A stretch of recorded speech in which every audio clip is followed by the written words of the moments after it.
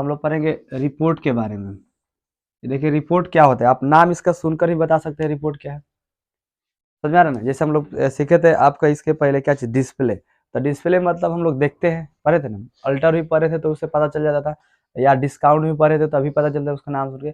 उसी तरीका रिपोर्ट नाम सुनकर ही हमको पता चल जाएगी रिपोर्ट देखने वाले। जैसे आमतौर पर रिपोर्ट चेक करते हैं ना, वही से काम सिर्फ टैली में कुछ भी नहीं है, इसका सिर्फ काम है रिपोर्ट करना। ऐसा नहीं कंपनी में इसके बिना कुछ काम नहीं चलेगा, ये सिर्फ क्या होगा, इसके रिपोर्ट करेंगे। तो देखिए आप बस सिंपल सा इसमें, tally prepares the books of account on financial statement based on the voucher into the appearance of report can be sent according to requirement।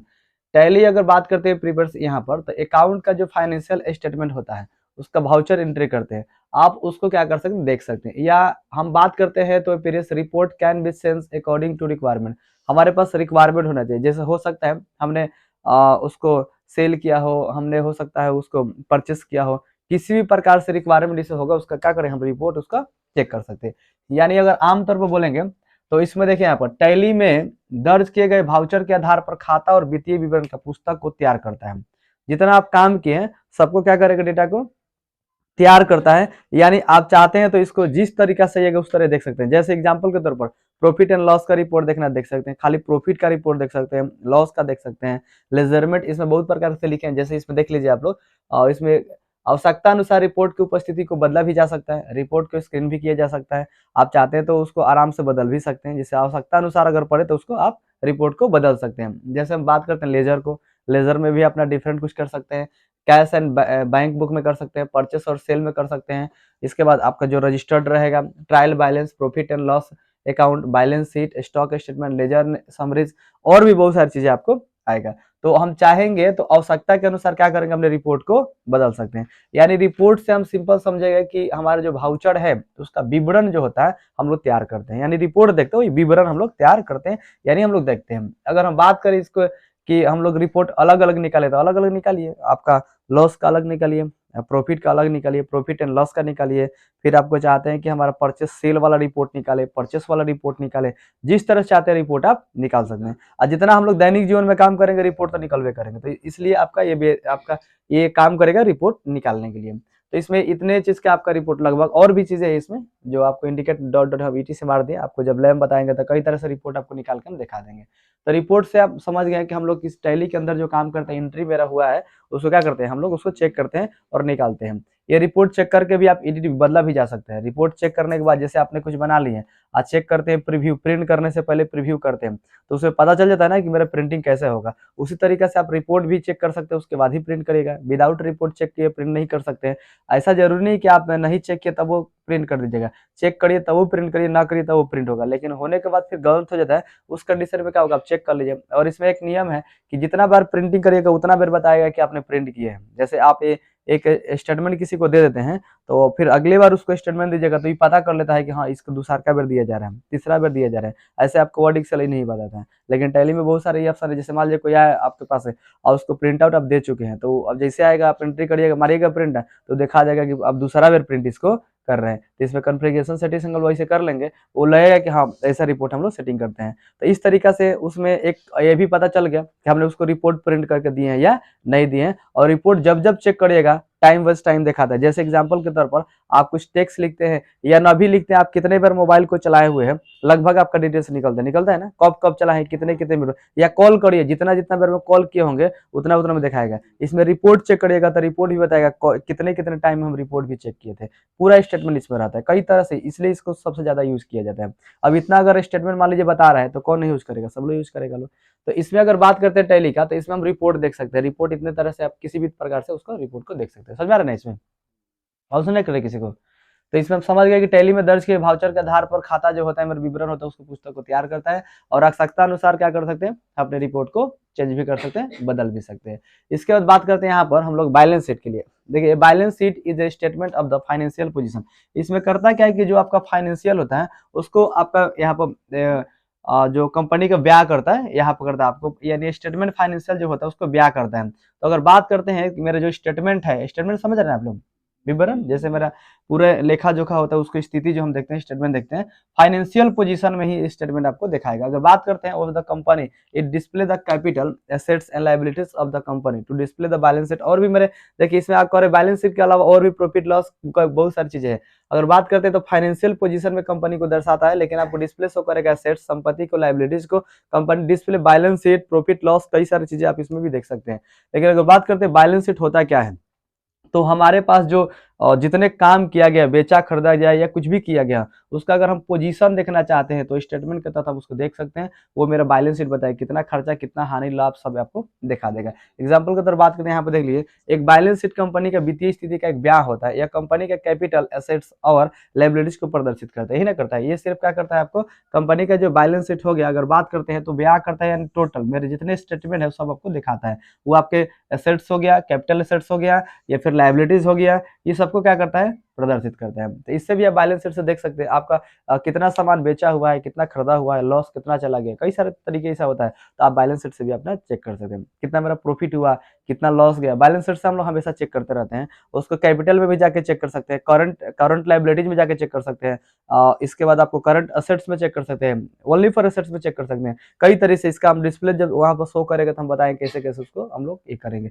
आप समझ जाएंगे बैलेंस शीट। बैलेंस शीट से हम अपने पूरे प्रॉफिट एंड लॉस या पूरी तरह से हम लोग जो मेरी स्थिति होगा ना, पूरी स्थिति को हम चेक कर सकते हैं कि मेरा कहाँ पर लॉस प्रॉफिट ये सब हुआ है। तो इससे चेक कर सकते हैं, इससे रिपोर्ट चेक करेंगे और इससे प्रॉफिट एंड लॉस के भी हम पता कर लेंगे। प्रॉफिट एंड लॉस के अलावा भी और भी कंपनी के कैपिटल एसेट्स होता है, कितना आपने पूंजी लगाए हैं, कितना आपने पूंजी को अभी रखे हुए हैं, आपका लायबिलिटीज क्या है, और फिर एसेट्स क्या है, कैपिटल क्या है, ये सारी चीज आपको यहाँ पर बयान करेगा। जैसे बात करते हैं इसको सेटिंग के लिए, तो सबसे पहले कन्फ्रेंसिंग से बैलेंस शीट करेंगे तो प्रेस F12 दबाएंगे, F12 दबाएंगे तो हमारे पास डिस्प्ले खुलेगा कॉन्फ़िगरेशन का डिस्प्ले खुलेगा।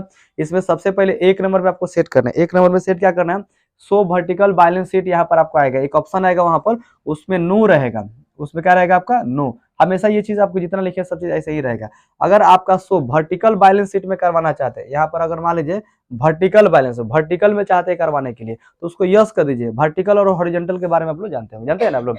वर्टिकल में शो करवाना चाहते हैं तो आप वर्टिकल में लीजिए, यस कर दीजिए। अगर चाहते हैं कि नहीं जैसा है वैसे, तो उसको छोड़ दीजिए वहां पर। आप देखिए profit and loss but the liabilities, अगर चाहते हैं कि प्रॉफिट एंड लॉस को हमको बैलेंस को चेक करना, बैलेंस शीट हम लोग पर नहीं, इसका कॉन्फ़िगरेशन से नहीं कर रहे हैं, तो चाहते हैं कि प्रॉफिट एंड लॉस का मेरे पास बहुत एंड द लायबिलिटी दोनों का क्या है, मेरे पास ये बैलेंस शो करे, तो उसको यस कर दीजिए। नहीं तो क्या करेंगे हम लोग, नो करेंगे। जरूरी नहीं है कि हम लोग यस और नो, आप चाहते हैं तो इसको करिए, इसको जिसको जिसको चाहते हैं उसमें नो ऑप्शन खुलेगा, जिसको जिसको चाहते हैं आप कर सकते हैं, नहीं तो छोड़ भी सकते हैं। तो प्रॉफिट एंड लॉस का भी खुलेगा, अब बहुत द लायबिलिटी दोनों का खुलेगा। चाहते हैं यस करेंगे तो इसको यस करेंगे, नहीं तो उसको काट देंगे। शो परसेंटेज, अगर चाहते हैं कि मेरा परसेंटेज भी शो करे तो वहां पर इसको यस कर देंगे, और नहीं तो जैसे के तैसे हम लोग छोड़ देंगे। मेरा परसेंटेज जो होगा वो सब दिखाएगा, इसको यस नो करके आपको लैब में बता देंगे। अब देखिए शो वर्किंग कैपिटल फिगर, आप चाहते हैं कि जितने मेरे पास कैपिटल लगाए हैं, वर्किंग जो कर रहे हैं, जितने कैपिटल से जितने पूंजी लगाए हैं, आप उसको यस करना चाहते हैं तो कर लीजिए, नहीं तो उसको छोड़ दीजिए। इसके बाद बात करते हैं method of the showing balance sheet. इसमें आपको आएगा, तो इसमें आपको देगा लायबिलिटीज एसेट्स में, तो इसको आप यस करिएगा या नो करिएगा। तो इसमें देखिए आपको देगा method of the showing balance sheet, तो इसमें ऑटोमेटिक लायबिलिटी शीट रहता है, तो इसलिए इसको जैसे कहते हैं हम लोग छोड़ देंगे, ठीक है। इसके बाद बात करते हैं exclude the particular with the zero closing balance. आप चाहते हैं कि मेरा जब काम कंप्लीट हो जाए तो वो क्लोजिंग कर दे जीरो, यानी जीरो वहां पर बैलेंस ला दे, जब खत्म हो जाए पूरा सीट तो वहां पर जीरो ला दे। तब चाहते हैं यस करने के लिए तो करिए, ना तो मत करिए। हम लोग काम करते समय इसको नहीं करते, बाद ही में करते हैं, जब अपना प्रॉपर काम करते हैं ना कंपनी में, तब इसको यस करते हैं, बाकी ऐसे नो रहता है। खैर आपको ये लैब में करके दिखा देंगे, दोनों यस और नो दोनों करके आपको दिखा देंगे। समझ में आ रहा है ना। अगर चाहते हैं कि मेरा काम वो कंप्लीट हो गया, यानी पूरा जो मेजरमेंट मेरा था, यानी हम लोग जो तैयार किए थे सीट, उसको लास्ट में क्लोजिंग वाले से नहीं होता, क्लोजिंग कितना बचा हुआ है, तो लास्ट में जीरो कर दें, तो इसको यस कर दीजिए, लास्ट में वो जीरो कर देगा। नहीं करेगा तो जैसे के तैसे बैलेंस छोड़ देगा। Appearance of the name only रहेगा, वहां पर ऑप्शन भी खुलेगा, आप नेम ओनली में छोड़ दीजिएगा। सिलेक्ट फैक्टर द वैल्यू, आपके पास वैल्यू वहां पर पूछेगा, डिफिकल्ट रहेगा, चाहते हैं तो आप अलग चेंज भी कर सकते, नहीं चाहते तो छोड़ भी सकते। तो मेरे पास फैक्टर वैल्यू रहने दीजिएगा, जैसे कहते हैं उसको छोड़ देंगे। सो बेस करेंसी सिंबल, आपके पास वो करेंसी जो सिंबल है उसको आप यस करना चाहते हैं या नहीं करना चाहते हैं। जैसे रेट ऑफ सिंबल बहुत प्रकार का होता है, आपको करेंसी सिंबल आप कौन सा लेना चाहते हैं ये भी आपके पास होना चाहिए। तो हम लोग टैली बनाते समय कंपनी को क्रिएट करते हैं, उसमें करेंसी लेते हैं, रेट ऑफ सिंबल याद है आप लोगों को। इसको यस करने की कोई जरूरत है नहीं है, आप चाहेगा तो यस भी कर सकते हैं। तो हम लोग यस और नो, वहां से अगर सेटिंग गड़बड़ होता है तो यहाँ पर करना पड़ेगा। कुछ कुछ ऐसे सेटिंग है जो कंपनी बनाते समय ध्यान देना पड़ेगा, नहीं तो बार बार उसको यस नो करना पड़ेगा। जैसे हमारे पास अगर लेजर नहीं है तो अल्ट प्लस ई बार बार दबा के लेजर बनाना पड़ेगा। अगर मेरे पास ग्रुप नहीं है तो बार बार अल्ट प्लस ई ग्रुप बनाना पड़ेगा। अगर मेरे पास वहां पर मान लीजिए आइटम और पीसेस के लिए बात करते हैं वहां पर भी बार बार होना पड़ेगा। इसलिए लेजर आइटम यानी जितनी चीज है हमारी कंपनी में सब आपको स्टॉक ऑलरेडी रहना चाहिए और सारे चीज का मेजरमेंट तैयार होना चाहिए। अगर मेजरमेंट सब तैयार है तो समझिए हम किसी भी प्रकार क्या कर सकते हैं, मैंने हमको सेटिंग ये सब करने की जरूरत नहीं रहेगा, हम डायरेक्ट जाएंगे अपना काम करते रहेंगे। ना ही तो बार बार सेटिंग करना पड़ेगा और बार बार हमको लेजर बनाना पड़ेगा, बार बार ग्रुप बनाना पड़ेगा, बार बार स्टॉक करना पड़ेगा। तो इसलिए सबसे पहले क्या करेंगे, नया कंपनी बनाएंगे, नया कंपनी में लेजर बनाएंगे। लेजर बनाते समय ध्यान रखेंगे लेजर क्या चीज का बना रहे हैं, प्रॉफिट एंड लॉस का बना रहे हैं, सॉरी आप सेल का बना रहे हैं या आप परचेस का बना रहे हैं, या किस तरीका से आप लेजर बना रहे हैं, बेच रहे हैं या खरीद रहे हैं। लेजर बनाते समय ध्यान, दो ही तरह से काम करते हैं कंपनी में ना, दो ही तरह से काम, कंपनी बेच सकते हैं और नहीं तो खरीद सकते हैं। इसके बाद अगर बात करते हैं बैंक में जाएंगे तो बैंक में क्या कर सकते हैं, खाता किसी का ओपन करते हैं तो उसमें मेन पोजीशन ये होता है कि आप किसी को लोन देते हैं और या फिर उससे पैसा वसूलते हैं, या सिंपल सा अगर बात करते हैं तो ग्राहक वो भी जमा करता है फिर निकासी करता है। दो ही तरीके से होते हैं। लोन के तो खैर अलग तरीका हो जाएगा इसमें, अगर लोन लाइबिलिटीज में चलेंगे तो वो अलग तरीका हो जाएगा। हम लोग बात करते हैं कि जो कस्टमर है यानी ग्राहक है वो बैंक में पैसा जमा किया और फिर निकासी किया। उसी तरीका से कंपनी की बात करते हैं सेल और परचेस के, तो परचेस किया और सेल किया, यही ना होता है। हर तरह से दो ही तरह से काम करते हैं। अब दो तरीका से काम करते हैं, काम करने का तरीका भी अलग अलग होता है और कंपनी भी अलग अलग होते हैं और जो मेरा वो स्टेट होता है वो सब अलग अलग होते हैं। तो कंपनी बनाते समय वहां पर थोड़ा सा ध्यान देना है, क्योंकि ERP9 में कंपनी बनाते समय कई तरह से आपको फॉर्मूलेज, कई तरह से आपको रिपोर्टिंग पूछता है, वहां पर गड़बड़ कर दीजिएगा तो बार बार आपको बाहर भी जाके फिर सेटिंग करना पड़ेगा। अगर उस टैली में कॉन्फ़िगरेशन गलत होगा तो आपका वो सब डेटा गड़बड़ इधर उधर कर सकते हैं, इसलिए इस पर ध्यान हम लोग रखेंगे। बाकी आपको समझ जाएगा, इसे रिपोर्ट चेक करते हैं और इसे बैलेंस शीट चेक करते हैं। अब प्रिंटिंग की बात करते हैं, प्रिंटिंग द बैलेंस शीट कैसे करेंगे, जैसे इसको यहाँ पर किए हैं इसी तरीके से F12 को प्रेस करेंगे, ठीक है, F12 को प्रेस करेंगे। जैसे हम F12 मेरे पास आएगा तो मेरे पास एक डिस्प्ले खुलेगा और उसमें से हम लोग ये बैलेंस शीट में जाने जिस रिपोर्ट को प्रिंटिंग करना है उसको पहले ओपन करना पड़ेगा। सबसे पहले गेटवे टैली को जाने के बाद इसको रिपोर्ट चेक करेंगे। आप उसको रिपोर्ट पर बैलेंस शीट को प्रिंट करना चाहते हैं तो बैलेंस शीट को जिसको प्रिंट करना चाहते हैं, जैसे प्रॉफिट को प्रिंट करना चाहते हैं तो प्रॉफिट को पहले खोलेंगे, अगर लॉस को करना चाहते हैं तो लॉस को खोलेंगे।